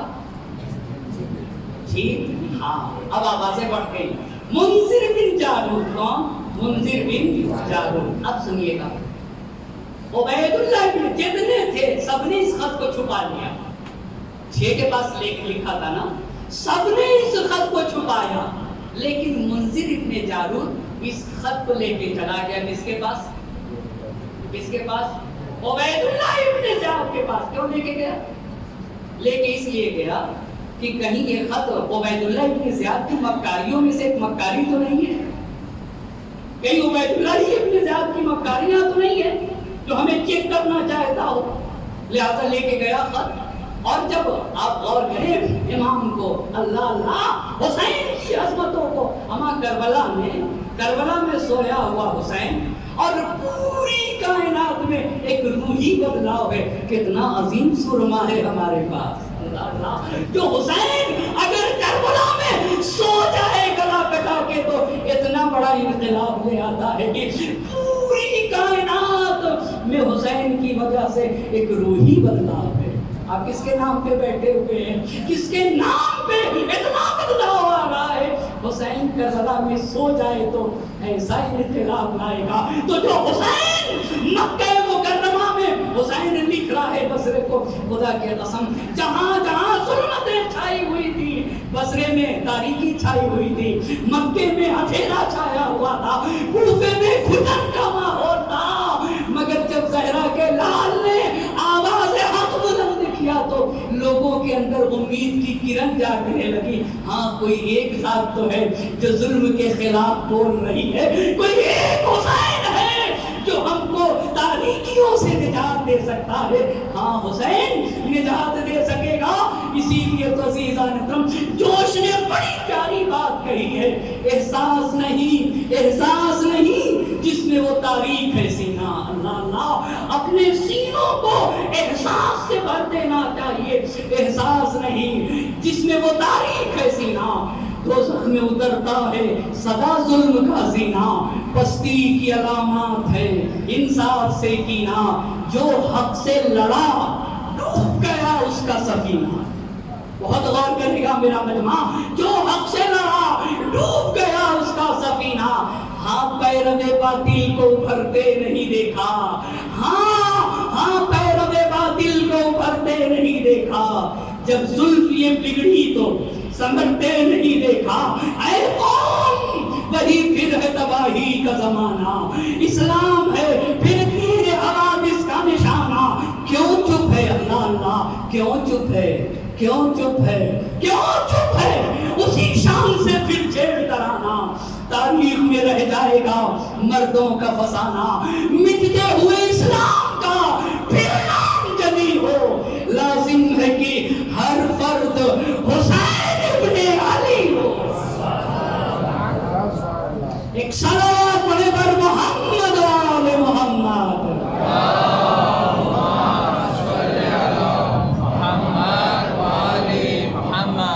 دیکھتے ہوئے اسلام کا پھر نام جلی ہو، لازم ہے کہ ہر فرد حسین ابن علی ہو۔ خدا کے قسم یہ یادگار انقلاب سب نے خط چھپایا، کون لکھ کے گیا؟ عبید اللہ ابن زیاد کے پاس منذر بن جارود لے کے گیا، تو عبید اللہ ابن زیاد لعنتی منذر سے کہتا ہے کہ یہ بتاؤ حسین کا سفیر کہاں ہے؟ ان کے پاس میں کچھ نہ تھا، صرف ایک ہی حربہ تھا، کر بھی کیا سکتے تھے؟ یہ سمجھتے تھے کہ زندگی سانس آنے کا نام ہے، آنے جانے کا۔ تمہیں پتا کیا حقیقی حیات کسے کہتے ہیں؟ اما حیات تو حقیقی وہ ہے جو حسین کے کام آ جائے۔ اللہ اللہ، تم حسین کو سمجھ سکو گے جو موت کے مر جانے کے بعد زندگی کا سلیقہ بتاتا ہے، اسے حسین کہا جاتا ہے۔ جہاں مر کے انسان کو حیات ملتی ہے اس در کو حسین کہا جاتا ہے، اس در کو وہ در درے حسین نے۔ قریش سے شمر نے کہا تھا، قریش سے شمر نے کہا تھا کہ آ جاؤ ہمارے ساتھ، آ جاؤ وگرنہ مر جاؤ گے۔ اللہ اللہ، میری جان قربان ہو حسین کے صحابی قریش کے اوپر۔ شمر کہہ رہا تھا آ جاؤ، ہمیشہ ہمیشہ زندہ زندگی مل جائے گی، حسین کے ساتھ رہو گے تو مر جاؤ گے۔ تو قریش نے کہا اتخوفنی بالموت، تو قریش کو حسین کے صحابی کو موت سے ڈراتا ہے؟ اللہ اللہ، حسین کے صحابی کو موت سے ڈراتا ہے۔ قریش کے جملے نقل کر رہا ہوں۔ قریش نے کہا تمہارے ساتھ رہ کے ہمیشہ ہمیشہ زندہ رہنا اور حسین کے قدموں پہ مر جانا، جانے قربان ہو جائے۔ اگر میں تمہارے ساتھ آؤں اور ہمیشہ ہمیشہ زندہ رہوں اور حسین کے قدموں پہ مر جاؤں تو قریش کے لیے بہت زیادہ محبوب ہے کہ میں حسین کے قدموں پہ رہ کے مر جاؤں۔ ہمیشہ کی زندگی ملے گی نا، تب بھی نہیں آؤں گا۔ قریش آپ نے تو زندگی کا معنی بدل دیا۔ ہاں، زندگی وہی ہے جو حسین کے کام آئے، اسی کو حیات کہا جاتا ہے، اسی کو زندگی۔ تو یہ جتنے تھے نا، یہ جتنے تھے ان کے پاس کچھ اسلحہ نہ تھا، ہاں صرف ایک ہی بات تھی۔ وہ بات کیا تھی؟ کہ جو بھی ہمارے خلاف ہے اس کا گلا کاٹ دیا جائے۔ عبید اللہ ابن زیاد نے کہا کہ وہ قاصد کا نام کیا تھا؟ سلیمان۔ اس کی کنیت تھی، بڑی اچھی بات ہے، بڑی اچھی بات ہے، ہاں سلیمان اس کا نام تھا، اور کنیت اس کی ابا رسین تھی، کنیت ابا رسین تھی۔ حسین کا سفیر بصرے میں تھا، گلا کٹ جائے مگر حسین کا پیغام مجھے پہنچانا ہے، عظمتوں کو پہچان لیجئے۔ عزیزان محترم، عبید اللہ ابن زیاد نے کہا بلا کے لایا جائے، بلا کے لایا جائے، بلا کے لایا گیا۔ بھئی بلا کے جب لایا گیا تو کچھ تو تم پوچھتے، مولا کے جو چاہنے والے بصرے میں شیعہ میں علی تھے ان کے گھروں میں تھے جناب سلیمان، ہماری جان قربان ہو جائے گا عظیم شخصیتوں کے اوپر۔ بلا کے لایا گیا، کچھ بھی نہ سنا۔ کس نے؟ عبید اللہ ابن زیاد نے ایک مرتبہ بھی نہ پوچھا اور کہا کہ ان کے سر و تن میں جدائی کر دی جائے۔ سلیمان کے سر و تن میں جدائی کر دی گئی، ہاں، مگر سلیمان نے حسین کے پیغام کو اپنا خون تو دیا ہے لیکن اپنے خون سے تاریخ کربلا کا ایک صفحہ لکھ دیا۔ سلیمان نے اپنے خون سے جو تاریخ کربلا لکھی گئی ہے، بہت سارے حکمراں ہیں، زحمت کو تمام کر رہا ہوں، تو کیا بصرے میں جب یہ حسین کا خط پہنچا ہے تو کیا بصرے سے کچھ لوگ آئے امام کی خدمت میں یا نہیں؟ بڑے عظیم عظیم باتیں ہیں، اس بات کو انشاءاللہ کل عرض کروں گا۔ کیسے انسان بصرے میں جمع ہوا؟ خدا کی قسم، بصرے میں ایک خاتون تھی جس کا گھر شیعوں کے جمع ہونے کا مرکز تھا، وہاں حسین کے شیعہ جمع ہوتے تھے۔ میں ہمیشہ امام بارگاہ کو اور فرش عزا کو خیمہ حسینی سے تعبیر کرتا ہوں۔ یہ خیمہ حسینی ہے، یہ خیمہ حسینی ہے، یہی تو خیمہ حسینی حسینی ہے جہاں پہ حسین کا تذکرہ کیا جائے۔ بصرے میں ایک خاتون تھی جس کا گھر شیعوں کے جمع ہونے کا مرکز تھا، وہاں لوگ جمع ہوتے تھے اور وہ اہتمام کرتی تھی، جمع ہو کے گفتگو ہوتی تھی، حسین کی نصرت کو جانا ہے، حسین کی مدد کو جانا ہے۔ جو بھی بصرے سے نکلنا چاہتا تھا اس خاتون کے گھر میں جمع ہوتا تھا۔ اس خاتون کا نام ہے ماریہ بن سعد۔ انشاءاللہ تفصیل سے کیا بصرے سے لوگ آئے اور کیسا انقلاب ہوا یہ بات کل ہوگی۔ اچھا حکمراں بھی اللہ اللہ، اب اسے میرا مجمع سن لے گا، جب بڑے بڑے بادشاہ اپنا پیغام لکھتے ہیں نا تو تختی پہ لکھتے ہیں۔ کس پہ لکھتے ہیں؟ تختی پہ لکھتے ہیں۔ کوئی پتھر کی تختی پہ لکھتا ہے، کوئی لکڑی کی تختی پہ لکھتا ہے، اور کوئی اپنا پیغام کاغذ پہ لکھتا ہے۔ لیکن تم پتھر پہ لکھتے ہو، پتھر خاک کے ملبوں میں چلا جاتا ہے۔ تم تختی پہ لکھتے ہو، تختی کو توڑ دیا جاتا ہے۔ کاغذ پہ پیغام لکھو گے، کاغذ کو پھاڑ دیا جاتا ہے۔ ابراہیم آیتی رحمت اللہ علیہ بڑے عظیم مفکر اور تھنکر کا نام ہے اور بڑے عظیم رائٹر کا نام ہے۔ اپنی کتاب بررسی تاریخ عاشورہ میں لکھتے ہیں کہ آپ کو پتا ہے، میں آپ سے پوچھنا چاہوں گا سب سے مضبوط رنگ کیا ہے؟ رنگ بہت ہے نا، سب سے مستحکم رنگ کس رنگ کو کہا جاتا ہے؟ خون تو خون ہے، توجہ کرے گا میرا بچہ، خون تو خون ہے، ٹپکے گا تو جم جائے گا۔ اللہ اللہ، خون تو خون ہے، ٹپکے گا تو جم جائے گا۔ سب سے محکم رنگ خون کا رنگ مانا گیا ہے۔ آپ لکھتے ہیں کہ جب دو قبیلے میں عہد و پیمان باندھا جاتا تھا تو خون لاتے تھے برتن میں، دونوں قبیلے کے لوگ اپنا ہاتھ اس خون میں ڈالتے تھے اور یہ علامت ہوتا تھا کہ اب ہمارے درمیان جدائی نہیں ہو سکتی۔ آپ لکھتے ہیں کہ بادشاہ اپنے پیغام کو پتھر پہ لکھتے، کوئی تختی پہ لکھتا، کوئی کاغذ پہ لکھتا ہے، مگر خاک کے ملبوں میں دفن ہو جاتا۔ حسین نے اپنا پیغام کہاں لکھا جو دنیا والوں تک پہنچ گیا؟ کیا حسین نے کہا؟ حسین نے پہلی بات آپ کہتے ہیں حسین نے اپنا پیغام خون سے لکھا ہے۔ کس سے لکھا ہے؟ خون سے لکھا ہے۔ دوسری بات، حسین نے پتھر کی تختی پہ نہ لکھا کہ زمین میں اسے دفن کر دیا جائے، نہ حسین نے لکڑی کی تختی پہ لکھا کہ اسے توڑ دیا جائے، اور نہیں حسین نے اپنا پیغام کاغذ کے اوپر لکھا کہ کاغذ کو پھاڑ دیا جائے۔ اللہ اللہ، آپ کہتے ہیں کہ حسین نے اپنا پیغام خون سے لکھا ہے اور ہوا کے دوش پہ لکھا، ہوا کے دوش پہ لکھا ہے، اور ہوا نے امانت داری کے ساتھ شیعہ نے حیدر کرار کے قلب تک حسین کا پیغام پہنچا دیا تاکہ صبح قیامت تک حسین کا پیغام باقی رہے گا۔ پتھر پہ نہ لکھا خاک کے ملبوں میں ڈال دیا جائے، تختی پہ نہ لکھا اسے توڑ دیا جائے، اور کاغذ پہ نہ لکھا کہ اسے پھاڑ دیا جائے، سینے ایمان میں لکھا، سینے ایمان میں لکھا ہے۔ اسی لیے اللہ کے نبی یہ فرمان کر کے کہتے ان لقتل الحسین حرارۃ لا تبرد ابدا، حسین کی شہادت سے مومنین کے قلوب میں ایک ایسی حرارت ہے صبح قیامت تک بجھائی نہ جا سکے گی۔ اسی لیے میرے مولا نے حسین کو جب یاد کیا ہے نا، حسین سے صلوات پڑھتے ہوئے محمد اور آل محمد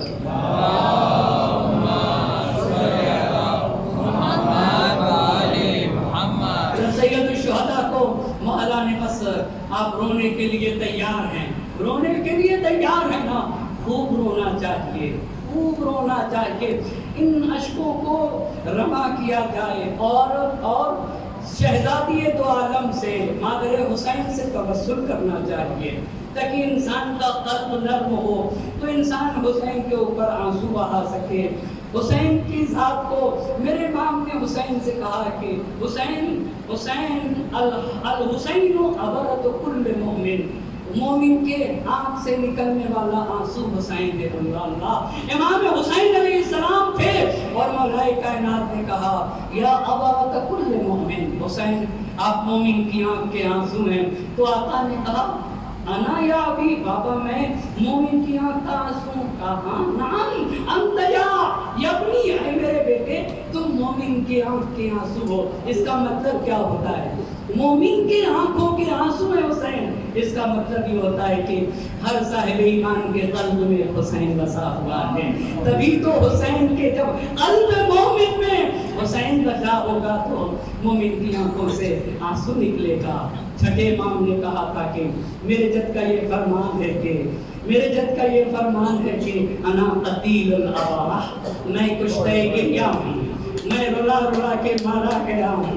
لا یذکرنی مؤمن، جب بھی کوئی مومن مجھے یاد کرے گا تو اس کی آنکھیں روئیں گی، آنکھیں روئیں گی.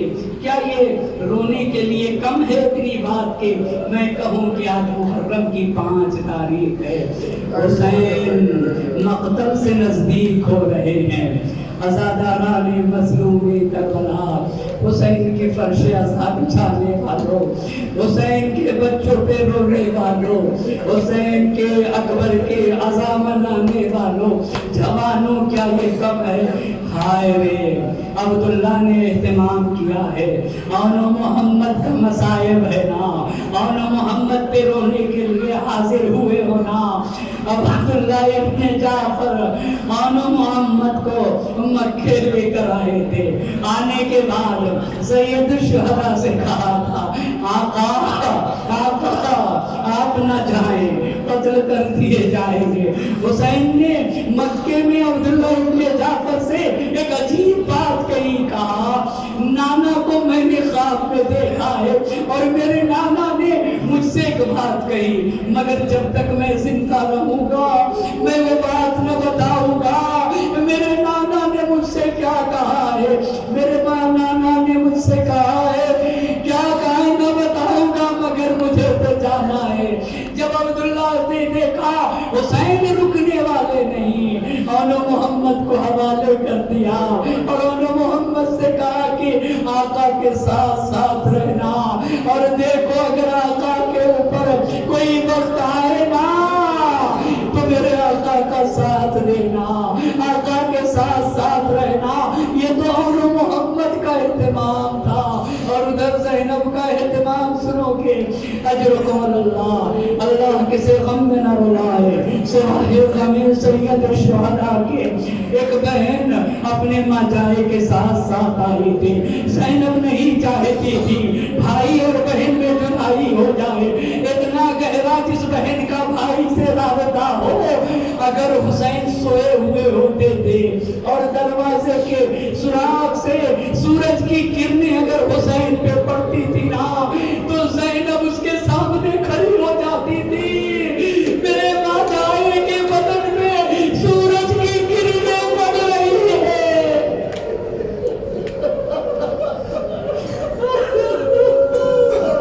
وہ بہن کیسے اپنے ماں جائے کے لاشیں کو دیکھے گی؟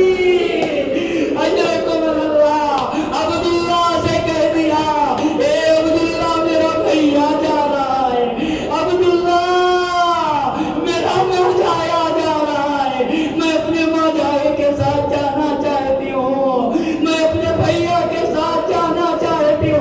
عبداللہ نے کہا زینب اگر آقا لے جاتے ہیں تو میں روکنے والا کون؟ اجرکم اللہ. زینب اپنے ماں جائے کے ساتھ ساتھ تو محرم کو سرزمین کربلا پہ پہنچ گیا قافلہ. ایک مرتبہ زینب نے کہا بھیا میرا دل گھبرا رہا ہے، بھیا یہ کون سی جگہ آ گئی جہاں کس طرح کی کیفیت ہے.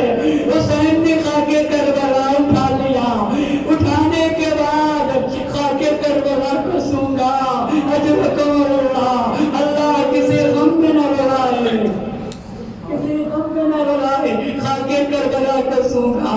بہن اس سے تو میرے خون کی خوشبو آ رہی ہے. ہاں ہم یہی آباد ہوں گے، اسی سرزمین کو بسائیں گے. شب عاشور آ گئی، اب یہ وہ رات ہے ہر جگہ مورخ کی، ہر جگہ محدث کی رسائی نہیں ہوتی. جب یہ طے कुर्बानी का दिन है। तो ये जब तय हुआ कि कल शहादत का दिन है, आखिरी फैसला हो गया, मेरे साथ की तरफ से ये तय हो गया कल जंग होगी। अब बीवियां अपने अपने बच्चों को समझा रही थी, देखो कल आका पे जान दे देना, देखो कल कुर्बानी का दिन है, ऐसा ना होने पाए। अरे तुम जिंदा रहो। और हुसैन के ऊपर हमले होने लगे। ज़ैनब अपने दोनों बच्चों को समझा रही थी, ए मेरे बच्चों,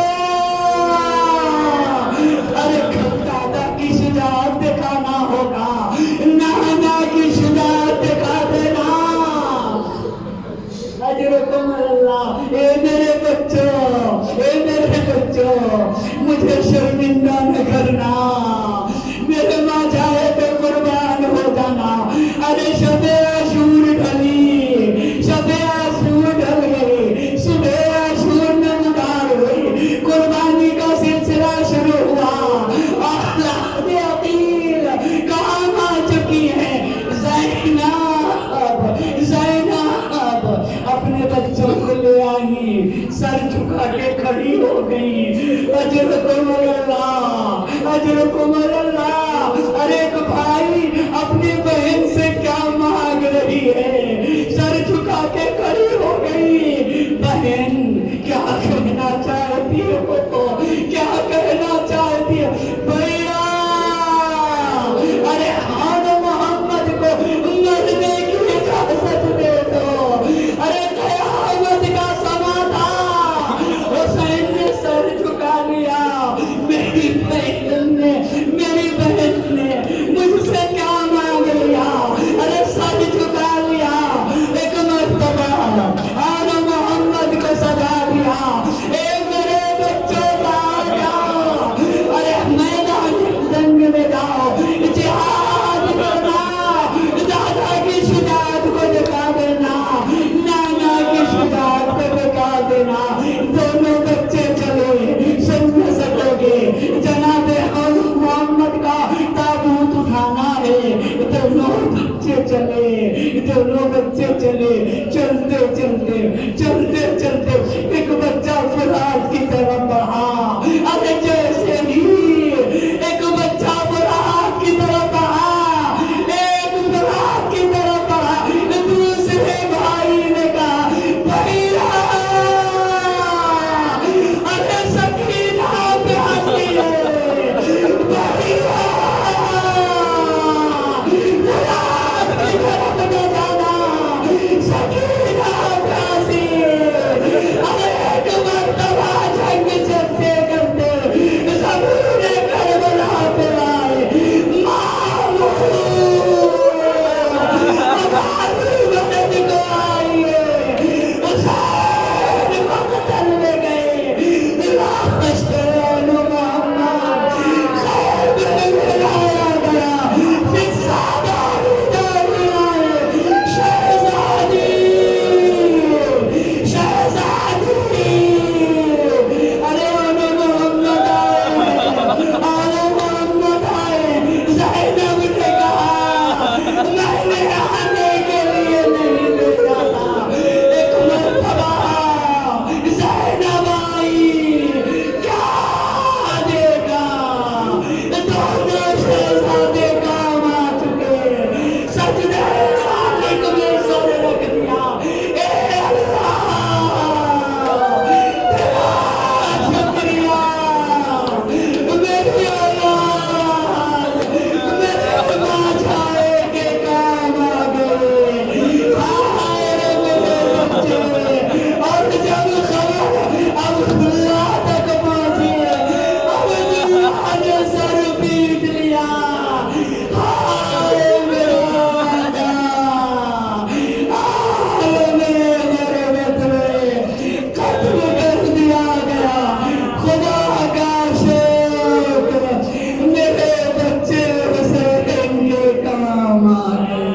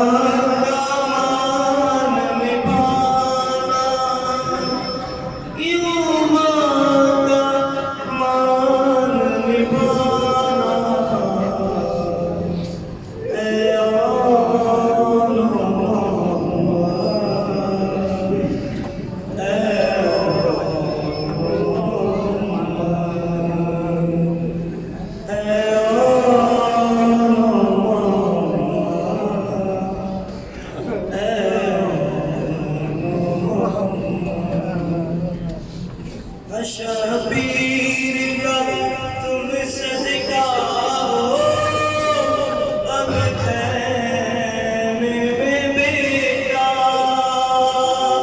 اور تم لوٹ کے نہ آنا اے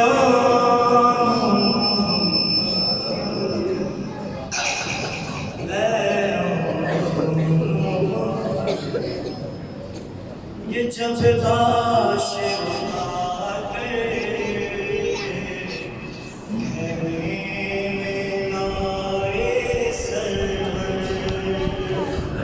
جب لاش اٹھاتے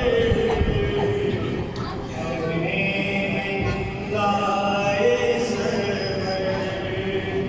ارے زینب یہ بولی اشکوں اپنے چھپا کے ارے میں بھی نہ تمہیں روؤں گی اور میرے لیے بھی آنسو نہ تم بہانا اے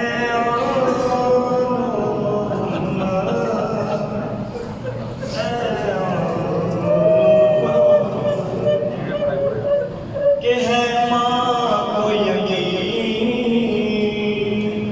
تم ماں کی بات رکھو گے ہے ماں کو یقین تم ماں کی بات رکھو گے کہ یہ یاد رہے خیموں میں ہے پیاسے بچے ارے دریا میں اگر جانا ہو شہروز کے پیاسوں تم پیاس نہ بجھانا